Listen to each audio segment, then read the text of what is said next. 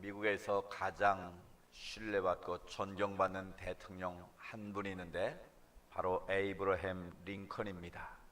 미국 역사상 가장 존경받고 신뢰받는 그런 위대한 지도자로 높임을 받고 있는데요, 그가 그렇게 하나님 앞에 아름답게 쓰임받기에는 이유가 있습니다. 그의 나이 13살 때 그 어머니가 링컨을 앞에 놓고 이렇게 말했습니다. 아들아, 내가 부모에게 물려받은 이 책을 너에게 유산으로 남겨준다. 이 책에 있는 말씀을 네가 다 지켜 행하면 너는 100에이커의 땅을 얻는 것보다 더 귀한 유산이 되고 자산이 될 것이다. 꼭 이 안에 있는 하나님의 말씀을 잘 지키고 행해야 된다라고 성경책 한 권을 물려주었습니다. 그 이후에 링컨은 많은 어려움이 있었고 수많은 실패를 거듭했지만 하나님의 약속의 말씀을 붙잡고 믿음으로 승리해서 마침내 미국의 대통령이 됐습니다. 많은 기자들이 물었습니다. 당신은 어떻게 해서 그렇게 많은 고난을 뚫고 오늘 이 자리에까지 오르고 존경받는 미국의 위대한 대통령이 될 수 있었습니까? 그때 링컨이 이렇게 말합니다. 이 모든 것은 우리 어머님의 덕입니다. 우리 어머니 물려주신 그 믿음의 유산으로 나는 지금까지 살아왔을 뿐입니다. 어머니의 유산으로 부모님이 물려주신 성경을 나에게 주셨는데 그 하나님의 말씀을 지켜 행했더니 오늘 나를 하나님께서 이곳까지 이르게 하셨습니다. 어머니의 기도와 가르침이 오늘 나를 이렇게 만들었습니다. 우리 어머니야말로 참 훌륭하신 분이십니다.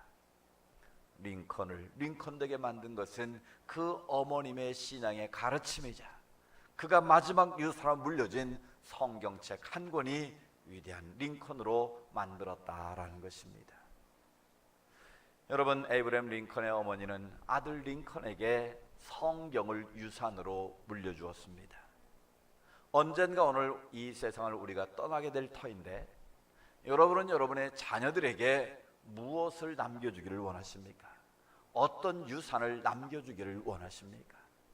여러분이 죽음을 앞두고 그 마지막 말, 가장 귀히 여기는 그 마지막 유산의 말이 과연 무엇이 될 것인가를 여러분 한번 생각해 보시기를 바랍니다. 얘야, 내가 너희들이 알지 못하는 저 안산에 그 안산 땅이 있다. 여러분, 그 땅 얘기를 하시겠습니까? 내가 어디에 어느 은행에 모 계좌가 있는데 그 은행 계좌를 너희가 찾아서 그 돈을 가지고 써라. 여러분, 뭘 여러분 자녀들에게 유산으로 남겨주기를 원하십니까? 참고로 우리 어르신들은 자식들에게 늘 그렇게 말하십시오. 얘들아, 내가 안산에 땅이 있다.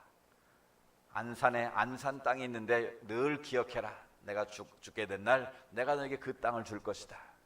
그래서 마지막에 여러분 자식들이 땅 어디 있습니까? 물으면 내가 안산 땅이라고 그러지 않았냐? 그래서 여러분들 잘 모면하시기 바랍니다. 여러분, 우리가 땅을 물려준들, 많은 재물을 물려준들, 여러분, 그것이 그 자녀에 얼마나 유익이 되겠습니까? 내 인생에 물려주고 싶은 바로 그것, 여러분, 그것이 내 안에 있어야 한다라는 거예요. 오늘 여호수아가 마지막으로 하나님 앞에서 유산으로 들려주는 말씀이 여호수아 23장과 24장 말씀입니다. 올 한 해 시작하면서 여호수아 1장부터 시작했는데 이제 다음 주면 여호수아가 마지막으로 끝이 납니다.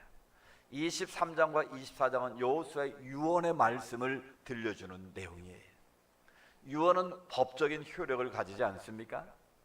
그러니까 가장 하고 싶은 말, 가장 중요한 말을 마지막 유언으로 남기는 거예요. 여호수아도 마찬가지입니다. 지금까지 모세의 후계자로 부름받아서 가나안 정복전쟁 7년에서 10년을 마치고 이제 25년의 세월이 흐른 뒤에 110세에 죽게 되는데 죽음을 앞두고 지금 이스라엘의 모든 장로들과 모든 사람들을 불러놓고 유언의 말씀을 지금 들려주고 있는 것입니다. 그 유언의 말씀을 통해서 들려주고 있는 그 하나님이 어떤 분이신가를 먼저 살펴볼 필요가 있는데요, 여호수아는 세 가지로 하나님을 표현하고 있습니다. 특별히 오늘 말씀에 보면 너희 하나님 여호와께서, 너희 하나님 여호와가라는 말이 계속 반복됩니다. 그러니까 오늘 이 말씀의 주인공은 여호수아가 아니라 바로 전능하신 하나님이시라는 것을 전제하고 말씀하는 거예요. 그래서 3절에도 너희 하나님 여호와께서 너희를 위하여 말씀하시고, 5절에도 너희 하나님 여호와 그가 말씀하시고, 또 8절에도 오직 너희 하나님 여호와를, 10절에는 너희 중 한 사람이 천을 쫓으리니 너희 하나님 여호와 그가 말씀합니다. 또 11절에도 너희 하나님 여호와를 사랑하라. 계속해서 너희 하나님이 여호와를 주어로 삼아서 말씀을 전하고 있습니다. 그럼 여호수아가 경험했던 여호와 하나님, 그분은 어떤 분이실까요?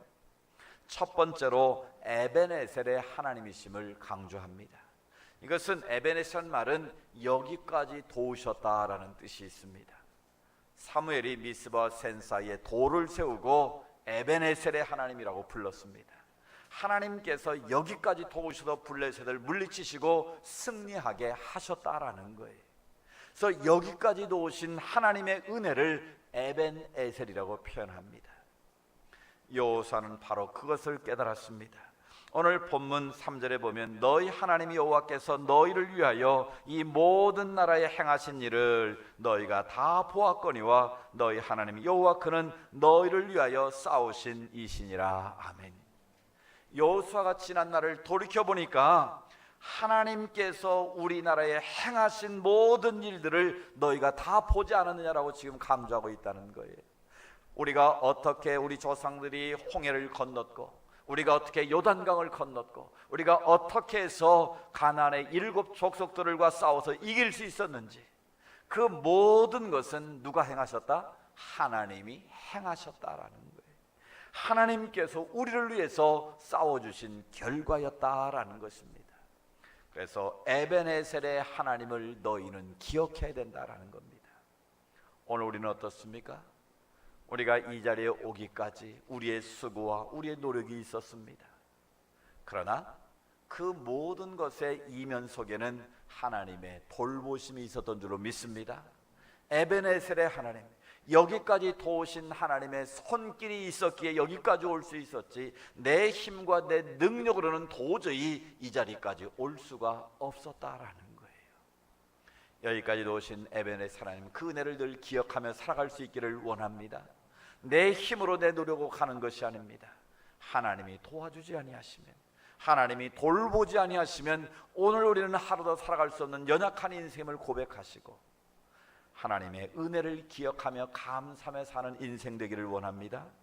두 번째로 여호수아는 여호와 이레의 하나님을 기억하라고 말씀합니다. 5절 말씀을 보십시오. 너희 하나님 여호와 그가 너희 앞에서 그들을 쫓아내사 너희 목전에서 그들을 떠나게 하시리니 너희 하나님 여호와께서 너에게 말씀하신 대로 너희가 그 땅을 차지할 것이라. 아멘. 이미 이스라엘 12지파는 가나안 땅을 차지했습니다. 이미 그 땅을 분배를 받았습니다. 그러나 온전하게 가나안 땅을 다 차지하지는 못했습니다. 여전히 부분에 가나안의 7 족속들이 옆구리에 가시처럼 남아 있었다라는 거예요.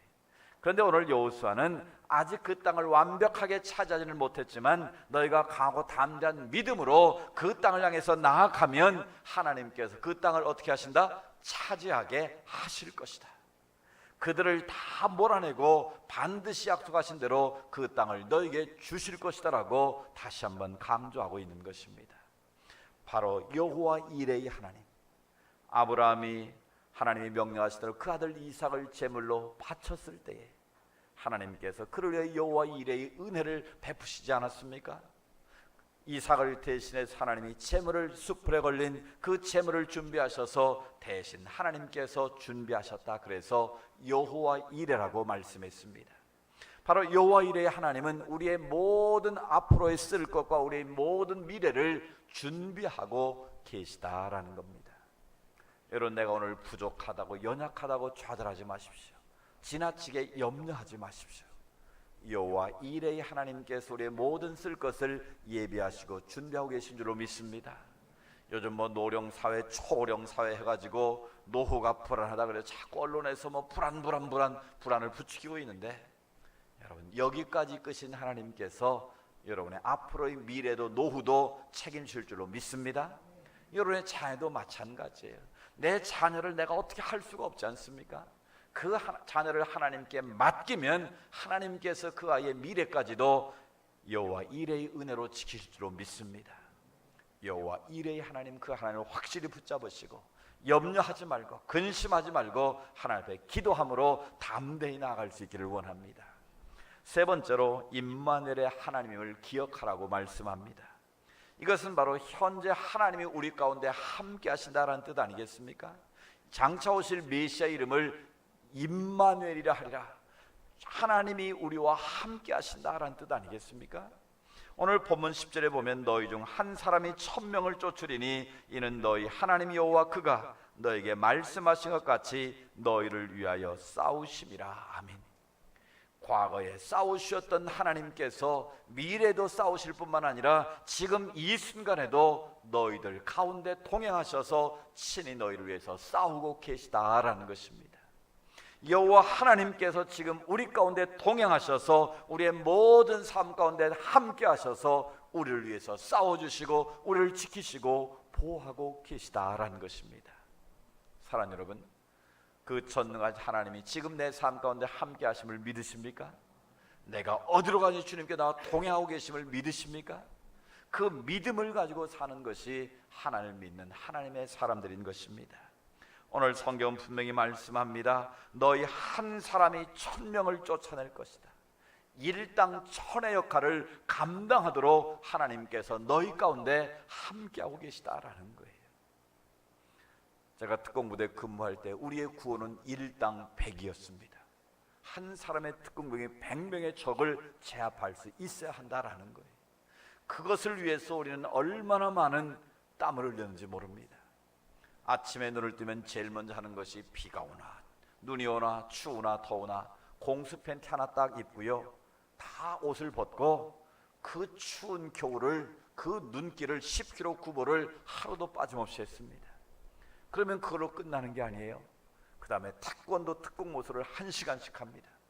제가 이래봐도 태권도 1단에 특공모술 1단 합하면 2단에 무술을 겸비한 사람이.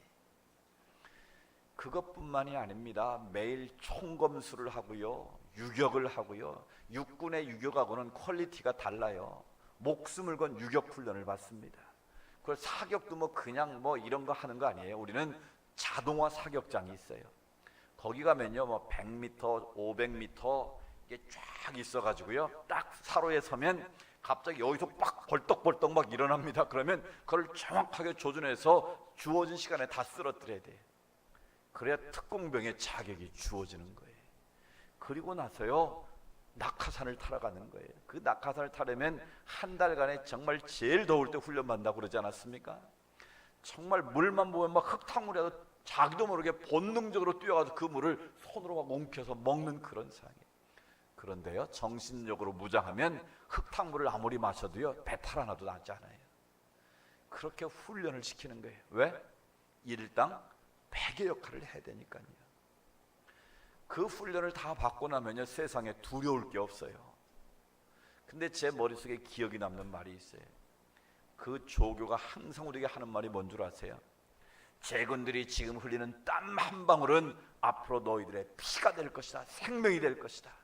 땀과 그 피를 여러분 바꿀 수 있겠느냐? 오늘의 너희의 땀방울은 너희의 생명을 지키는 피 한 방울 같다.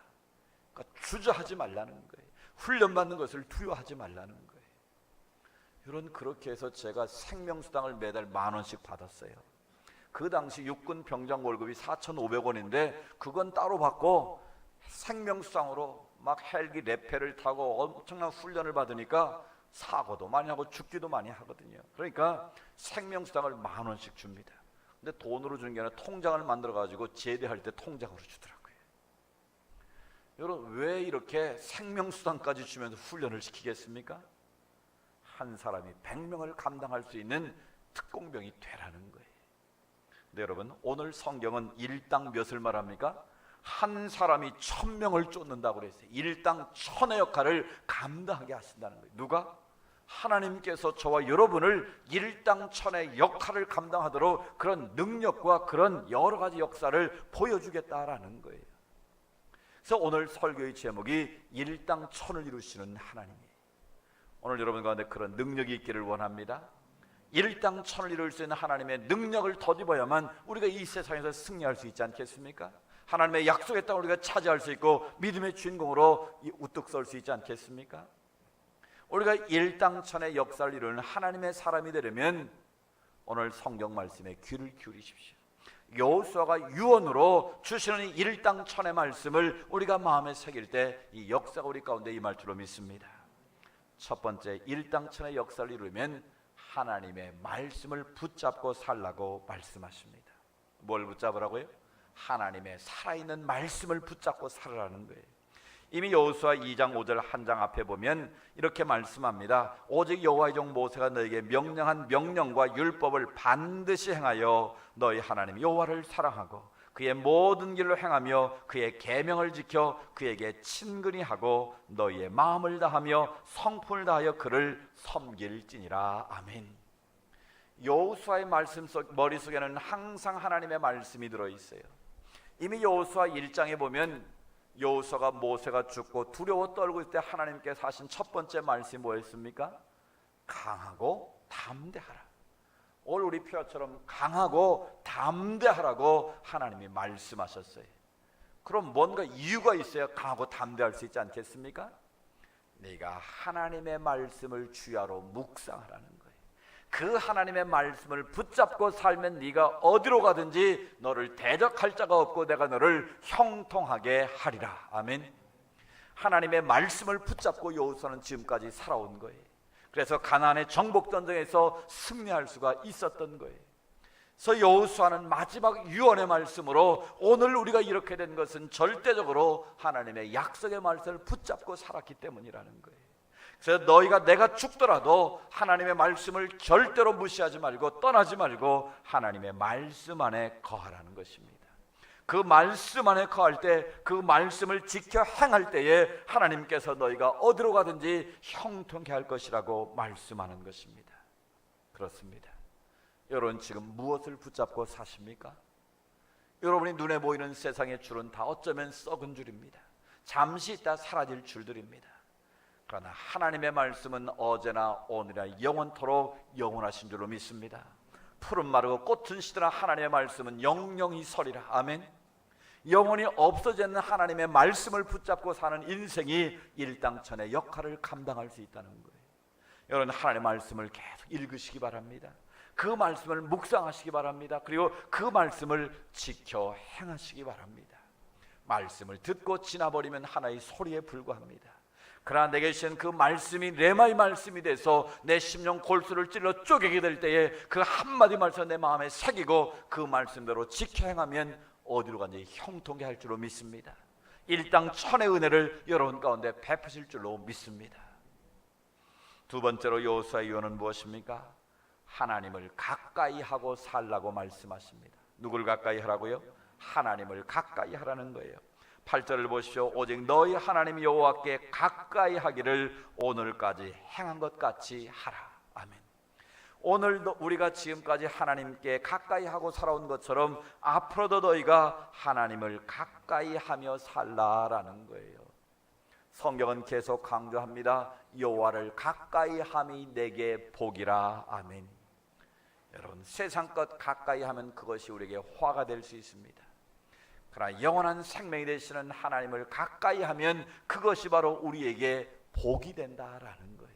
그 하나님께서 어떻게 하신다고? 임마누엘하고 계시다는 거예요. 우리 가운데 통행하시고 우리 가운데 친히 역사하고 계시다라는 거예요. 출애굽기 33장 11절에 보면 우리에게 감동을 주는 한 구절 말씀이 나옵니다. 출애굽기 33장 11절에 보면 사람이 그 친구와 이야기함 같이 여호와께서는 모세와 대면하여 말씀하시니며. 모세는 하나님과 어떤 관계예요? 친구와 같은 관계였다라는 거예요. 얼마나 모세가 온유하고 하나님을 사랑했든지 하나님은 모세를 친구와 같이 여기셔서 직접 대면해서 말씀하셨다. 여러분 하나님을 직접 대면하면 다 죽었습니다. 그런데 모세는 하나님의 가장 가까운 친구였기 때문에 하나님과 늘 대면해서 하나님과 통행하며 말씀을 나눌 정도로 하나님과 친밀함의 관계를 유지하는 사람이었다라는 거예요. 아브라함을 보면 하나님께서 아브라함을 뭐라고 표현하십니까? 너는 나의 벗이라고 말씀하셨어요. 아브라함이 복의 복덩이가 되고 믿음의 조상이 되고 열국의 아비가 되는 이유가 무엇이겠습니까? 아브라함이 능력이 있어가 아니라 하나님이 그를 나의 벗이라고 여길 만큼 하나님의 가까이 대하는 하나님과 친밀함이 있는 사람이었다라는 거예요. 여러분, 하나님이 여러분의 친구가 되기를 원하시는 것 아십니까? 여러분, 세상 친구가 누구입니까? 누가 우리를 친구라고 말합니까? 내가 가장 어려울 때 끝까지 내게서 나를 지켜주는 사람 친구 아닙니까? 세상 사람이 나를 다 비방하고 조롱해도 끝까지 너는 그럴 사람 아니야, 나는 너를 믿어라고 내 곁에 나를 지켜주는 사람 친구 아닙니까? 여러분, 그래서 우리가 부모도 귀하지만 친구도 얼마나 귀하게 여깁니까? 그런데 세상 친구는요, 언젠가 변할 때가 있더라고요. 자기 이해관계가 틀리면 떠날 때가 있더라고요. 그런데 하나님은 우리의 영원한 친구가 되어주신다라는 거예요. 그렇다면 우리는 하나님과 더 가까이 가야 되지 않겠습니까? 하나님께로 더 가까이 나아가서 하나님과 친밀함의 관계를 유지해야 되지 않겠습니까? 모세처럼 하나님과 대면에 말할 수 있을 정도로 늘 하나님을 부를 수 있고 하나님을 아빠라고 부르기만 하면 그 하나님이 오냐 내가 여기 있더라고 응답할 수 있을 정도로 그런 하나님의 좋은 친구 관계가 되어야 되지 않겠습니까? 여러분, 에녹은 어떻게 죽었죠? 우리처럼 목숨이 다해서 죽지 않고 300년 동안 하나님과 동행하다가 그대로 들림을 받은 사람입니다. 서떤 목사님 그걸 재미있게 이렇게 설교를 하셨더라고요. 하나님은 에녹과 너무 친밀한 친구 관계였다라는 거예요. 하나님이 심심하면 에녹을 늘 불렀다라는 거예요. 어느 날 에녹을 데리고 에덴 동산을 거니시면서 이런저런 얘기를 나누시다가 우리나라 사람들이 제일 즐겨하는 정치 얘기를 하기 시작했다라는 거예요. 막 정치하다 보니까 거품 물고 얘기를 하다 보니까 이게 해 떨어지도 모르고 밤이 늦었다는 거예요. 그때 하나님이 에녹에게 말하기를, 에녹아, 너 뭐 집에 가려면 힘들고 어려운데 그냥 나하고 내 집에 그냥 같이 가자. 그래서 그냥 데리고 가버리셨다는 거예요. 키가 뭐예요? 에녹은 하나님과 뭐하는 사람? 통행하는 사람이었다는 거예요. 하나님과 늘 친밀함의 관계 속에 있었다는 거죠. 여러분, 우리가 일당천의 능력을 감당하려면 하나님께로 더 가까이 가야 될 줄로 믿습니다. 베드로처럼 멀찍이 따라가면 그토록 다짐하고 맹세해도 주님을 부인할 수밖에 없는 것이 우리의 약함이라는 거예요. 늘 하나님께로 가까이 가십시오. 세상은 멀려고 하나님께로 가까이 가면 가까이 갈수록 하나님께서 우리에게 능력을 부어주십니다. 지혜를 주십니다. 그래서 일당천의 역할을 감당할 수 있도록 여러분을 도우실 것입니다. 세 번째는 불신자들과의 관계를 멀리하라고 말씀하십니다. 오늘 본문 12절 13절에 보면 계속 강조하는 것이 무엇입니까? 너희 중에 남아있는 이 민족들과 가까이 하지 말라. 누굴 말합니까? 가나안의 7 족속들과 가까이 하지 말라는 거예요. 그들하고는 뭣도 하지 말고 혼인도 하지 말라는 거예요. 왜 그렇습니까? 왜 하나님께서 그들을 이렇게 무시하고 멀리하라고 말씀하실까요? 이유는 단 한 가지예요. 가나안 족속은 지금 누구를 섬기고 있습니까? 이방 신들을 섬기고 있어요. 우상을 숭배하고 있어요. 그 당시에는 여자를 데리고 오면 여자만 데리고 오는 것이 아니라 그 여자가 섬기고 있는 우상을 같이 데려오게 돼 있어요. 신을 데려오게 돼 있어요. 그러니까 자연스럽게 이방인들과 결혼을 하면 할수록 뭐가 많아져요? 우상단지가 많아지는 거예요. 이스라엘 므낫세가 통치할 때 우상단지가 되고 말았어요. 나라가. 왜 그래요? 솔로몬 이후부터 이방 여인들과 결혼을 하면서 점점 우상 숭배가 만연했다라는 거예요. 그래서 하나님께서는 하나님만 섬기기를 원하시는데 이방 신상들을 섬기는 그것이 하나님은 마땅치가 않은 거예요. 그래서 이방인들을 절대 교제하지도 말고 그들과 혼인하지도 말라는 거예요. 이런 이 말씀을 우리에게 적용하면 무엇입니까? 그러면 내 아들, 딸이 결혼을 할 때 안 믿는 사람은 절대 결혼하면 안 되는가? 절대는 아니에요. 그런데 여러분, 각오는 하셔야 돼요. 여러분, 믿지 않는 남편, 믿지 않는 아내와 결혼해서 신앙을 지키는 게 얼마나 힘듭니까? 여러분, 믿음으로 사는 것이 얼마나 힘이 듭니까? 할 수만 있으면 믿음의 사람끼리 교제하는 게 진짜 복인 거예요. 여러분, 우리가 인간적으로 잘해주는 것은 괜찮아요. 그건 조금 하면 할 수도 있고, 그런데 그건 영원하지 않다는 거예요. 여러분, 삶에서 제일 힘든 게 뭐예요? 생각이 다르면 이건 안 되는 거예요. 가치가 다르면 이건 어떻게 해볼 방법이 없는 거예요. 믿음의 가치가 다르면 이거는 절대로 가정이 평화로울 수가 없어요. 제가 100상이 넘는 결혼 주례를 했는데요, 결혼 예배학교를 하면서 항상 그걸 강조했어요. 너희가 믿음이 다르면 그건 안 된다. 차라리 믿음이 다른 것보다는 무신론자가 낫다. 근데 더 중요한 거는 적어도 결혼하기 전에 같이 예배를 드리고 세례까지 받고 결혼하면 더 좋겠다. 왜 그렇습니까? 여러분, 이게 안 되면요, 결혼할 욕심으로 그래 나 교회 가줄게, 교회 따라올 수 있어요. 그런데 적어도 예수를 그리스도로 고백하기 전까지는 그건 언제든지 변할 수 있거든요. 여러분, 믿지 않는 자와 결혼을 하게 되면 여러분 그 멍에가 무겁다는 걸 아셔야 돼요. 여러분 딸이 믿지 않는 집에 시집 가가지고 맨날 제상 차리는 거 여러분 어떻게 보겠습니까? 종중집에 며느리 시집 가면 완전 1년에 막 몇 번씩 제사상을 차려야 되는데 그 여러분의 딸이 그걸 한다고 생각해 보십시오. 쉽지 않은 일이에요. 물론 조상을 섬기를 거절하라는 말은 결코 아니에요. 우리는 하나님 앞에 예배를 드림으로 더 존귀하게 조상의 뜻을 기리는 방법이 있지 않습니까? 근데 믿지 않는 자와 함께 하다 보면 우리의 삶이 이렇게 힘들어진다는 거예요. 그런데 여러분, 이럴 경우는 할 수 있어요. 믿지 않는 자와 멍에를 맬 수 있어요. 어떨 때? 내가 그 멍에를 다 감당하고 어떤 시련과 핍박이 오더라도 내가 그것을 이길 수 있는 믿음이 있다고 판단되어지면 여러분 할 수 있어요. 그렇지만 그건 각오를 해야 된다라는 거예요. 여러분, 중요한 것은 우리는 누구를 가까이 하느냐가 중요합니다. 나쁜 짓을 하는 사람과 가까이 하면 나쁜 짓에 내가 빠지게 되어 있는 거예요. 좋지 않은 생각을 하는 사람과 같이 살면 나도 모르게 좋지 않은 생각을 하게 된다라는 거예요. 그래서 우리는 좋은 생각을 하는 사람, 믿음의 사람을 따라가다 보면 우리는 좋은 길로 간다는 거예요. 여러분, 이 세상이 얼마나 악합니까? 금방 친구처럼 다가오다가 얼굴을 싹 바꿔서 그냥 사기를 치고 도망을 가고 안면몰수하고 이런 일들이 다반사잖아요, 여러분. 그러니까 처음부터 하나님을 가까이 하고 믿는 자를 가까이 하면 이런 우리의 잘못을 점점 줄일 수 있다라는 거예요. 사랑하는 여러분, 믿음의 관계를 잘 맺으시길 바랍니다.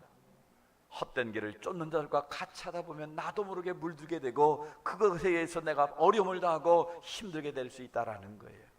그래서 오늘 성경은 믿는 자, 믿지 않는 자와 혼인까지만 하라고 말씀하신 그 의미를 마음에 새기시고 여러분 좋은 관계를 맺으셔서 일당천의 은혜를 누릴 수 있기를 원합니다. 마지막으로 하나님을 사랑하라고 말씀합니다. 오늘 11절에 그러므로 스스로 조심하여 너희 하나님 여호와를 어떻게 하라? 사랑하라고 말씀하십니다. 이 말씀이 실은 여호수아가 마지막으로 하고 싶은 제일 중요한 말이에요. 하나님을 사랑하라. 하나님을 사랑하라. 너희가 이 세상에 많은 것이 있지만 제일 우선순위에 하나님을 두고 그 하나님을 마음을 다하고 성품을 다하고 힘을 다하여 사랑하라고 강조하고 있는 것이죠. 여러분, 사랑하면 어떻게 됩니까? 사랑하면 그 말에 순종하게 되어 있습니다. 여러분, 사랑한다면 말만이 아니라 그 말을 따르게 되어 있다라는 거예요. 요한복음 15장 10절에 말씀합니다. 내가 아버지의 계명을 지켜 그의 사랑 안에 거하는 것 같이 너희도 내 계명을 지키면 내 사랑 안에 거하리라. 아멘. 우리가 주님을 사랑한다라고 고백한다면 어디에 거한다고요? 하나님의 계명 안에 거한다는 거예요. 주님 사랑합니다라고 고백하는 사람은 진리의 말씀을 가슴에 품고 그 말씀을 지켜 행하는 자가 된다라는 것입니다. 여러분, 부모와 자식과의 관계를 생각해 보십시오. 자녀가 아버지 사랑합니다, 어머님 사랑합니다 늘 입술로 고백을 하는데 말을 안 들어요. 늘 딴 길로 가요. 그러면 그게 부모를 사랑하는 겁니까? 부모를 공경하는 겁니까? 아니잖아요. 우리도 마찬가지. 내가 주님을 사랑합니다라고 고백을 하도 하나님의 말씀을 지켜 행하지 않으면 그것은 거짓말일 수 있다라는 거예요. 그런데 그 하나님의 계명은 결코 무겁지 않다고 말합니다. 왜냐하면 주님께서 그 멍에를 대신 져주시기 때문에 그렇습니다. 여러분, 사랑하는 사람이 만나면 힘들어요? 힘이 안 들어요? 여러분, 사랑하는 사람은요 절대로 힘이 들지 않아요. 막 3시간 4시간 얘기를 해도 시간이 길어요, 짧아요? 벌써 시간이 이렇게 됐네. 막 헤어지는 게 너무 아쉬운 거예요. 그래서 그냥 그 헤어지는 순간을 보면 너무너무 애절할 정도로 막 그렇게 안타까운 거예요. 여러분, 사랑하면 주고 아까워요, 안 아까워요? 사랑하는데 선물 주고 아까우면 그건 사랑하지 않는 거예요. 그건 가식적인 사랑인 거예요. 제일 귀한 것을 줘도 더 주고 싶은 게 사랑하는 사람들과의 관계인 거예요. 그래서 사랑하면요 함께하고 싶고요, 사랑하면 주고 싶고요, 사랑하면 늘 동행하고 싶은 거예요. 하나님과 우리의 관계도 마찬가지. 내가 주님을 사랑합니다라고 고백하면 주님과 같이 있고 싶은 거예요. 주님께 모든 것을 다 드리고 싶은 거예요. 또 주님과 더 깊이 대화하고 싶은 거예요. 그게 기도 아닙니까? 바로 주님은 그 사랑의 관계를 원하신다라는 거예요. 주님 우리에게 진짜 원하시는 게 뭐겠어요? 우리의 봉사, 우리의 헌신을 원하시는 것보다는 먼저 원하시는 게 뭐예요? 너는 나를 사랑하기를 원한다는 거예요. 내가 너를 사랑한 것처럼 너도 나도 사랑했으면 좋겠다라는 거예요.